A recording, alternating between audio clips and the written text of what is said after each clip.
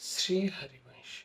ये घटना दक्षिण में बालाजी के मंदिर की है, कथा है, सत्य कथा है। वह भगवान का एक अनन्य प्रेमी भक्त था जो भगवान को हमेशा हर रोज दूध का भोग लगाता था और ये कामना करता था कि भगवान मेरे सामने आकर के दूध लगाएं, मुझे बहुत सुख पहुंचेगा। और भगवान अपने भक्तों की हर इच्छा को पूरा करते हैं। तो भगवान उनकी गौशाला में जा करके उसकी गैया का दूध पी जाते थे। और वो जब दूध निकालने जाता तो उसको बड़ा दुख होता कि मेरे प्रभु के लिए दूध नहीं बचा। क्रोध आता उसको। एक दिन उसने कोशिश करी, कामना करी कि आज उसको पकड़ूंगा, चोर को। भगवान वहां चोरी करने दूध की आए और वो छुप करके बैठा था। जैसे ही आया वो भगवान के पीछे दौड़ा। भगवान आगे, भक्त पीछे। भगवान ने पीछे मुड़ करके देखा, कहीं मेरे पीछे तो नहीं आ रहा। तब तक उसने डंडा फेंक के मारा। भगवान के पीछे देखने पर वो डंडा सीधा भगवान की थोड़ी पर लगा। जख्म हो गया, खून गिरने लगे। भगवान को जब वो दूध निकाल कर भोग लगाने गर्भगृह में पहुंचा तो वहां भगवान के थोड़ी से खून गिर रहा था। उसने जैसे ही देखा और भगवान को पूछा कि प्रभु, ये क्या लीला है, ये चोट कैसे लगी?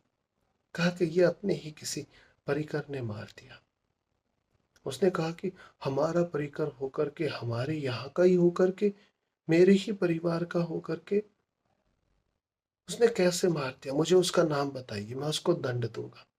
भगवान ने कहा कोई बात नहीं, वो अपना प्रेमी भक्त है, मार दिया तो मार दिया।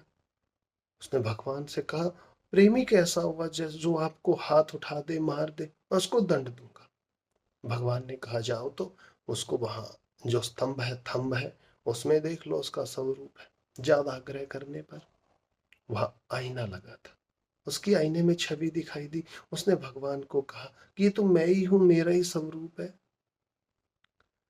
भगवान ने कहा इसी ने मारा है मुझे, अब आप देख लो। कहा कि कब मारा है? कहा कि जब मैं गौशाला में दूध पीने गया था। कहा कि प्रभु मुझे तो पता नहीं चला कि आप हैं। कहा कि तू ही तो कामना कर रहा था कि मेरे सामने आके दूध पियो, तो मैंने दूध पीना चाहा तो तूने मुझे मार दिया। बहुत रोया अपनी गलती पर। तो ऐसा नहीं है कि भगवान हमारे सामने नहीं आते। हम जो भी इच्छा करते हैं, कामना करते हैं, भगवान उसको पूर्ण करने जरूर आते हैं, लेकिन हम पहचान नहीं पाते। भगवान अपने भक्तों के लिए बहुत कष्ट सहते हैं। बहुत सारे चरित्रों में देख लो।